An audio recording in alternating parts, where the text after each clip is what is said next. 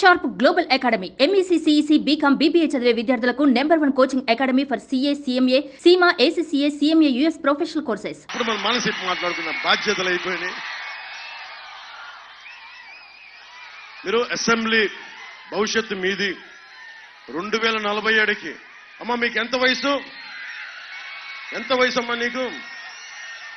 18 20 21. 2047కి నీకు ఎంత వయసు వస్తామ్మా?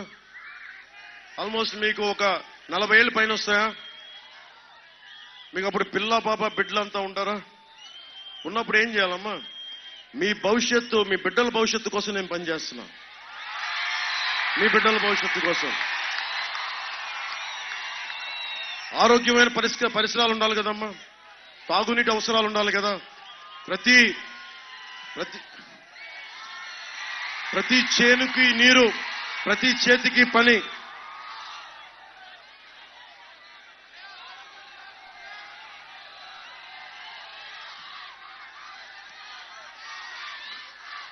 ఆరోగ్యం జాగ్రత్త ఉంటారా?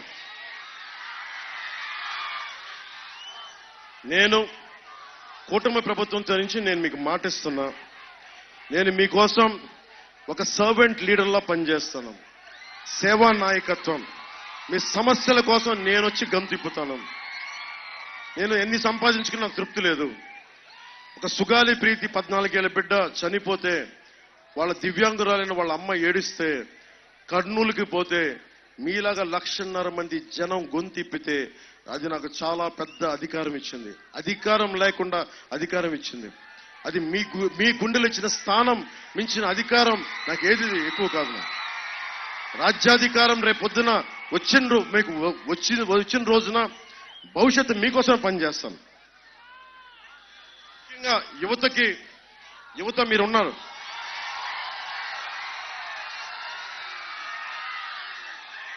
కుల గణాంకాలు అడుగుతారు.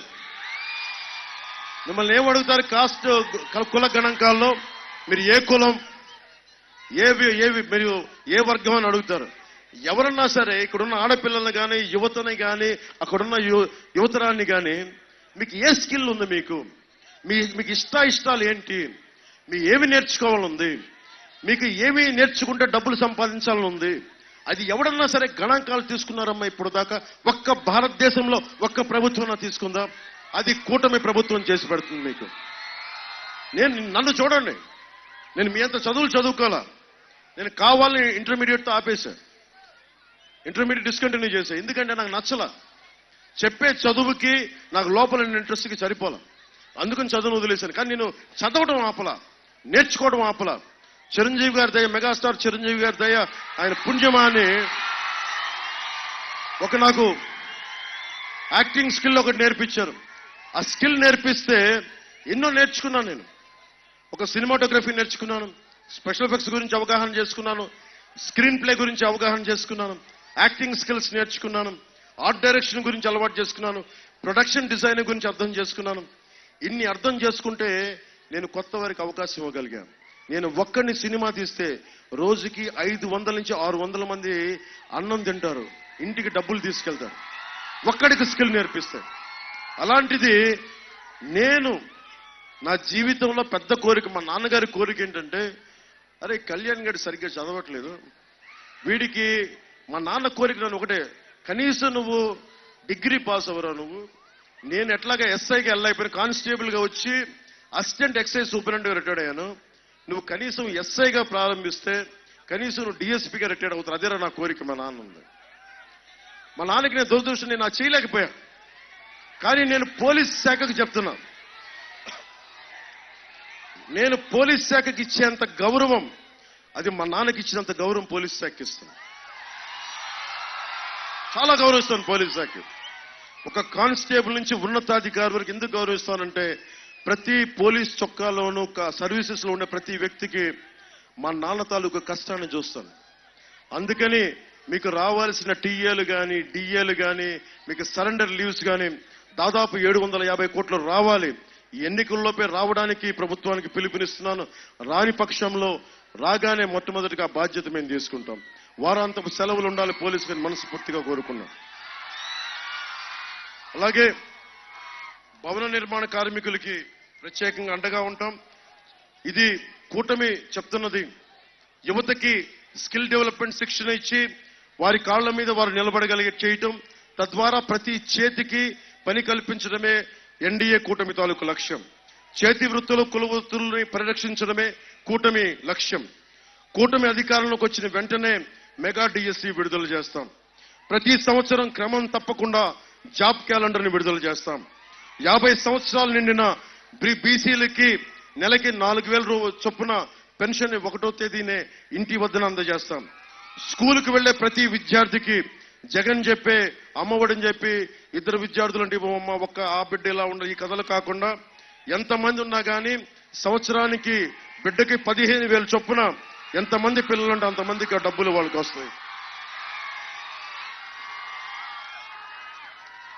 వంటింట్లో కుటుంబాలు నడిపే మహిళలకు చిన్న భారం తగ్గించడానికి 3 గ్యాస్ సిలిండర్లు సంవత్సరానికి ఉచితంగా అందజేస్తాం.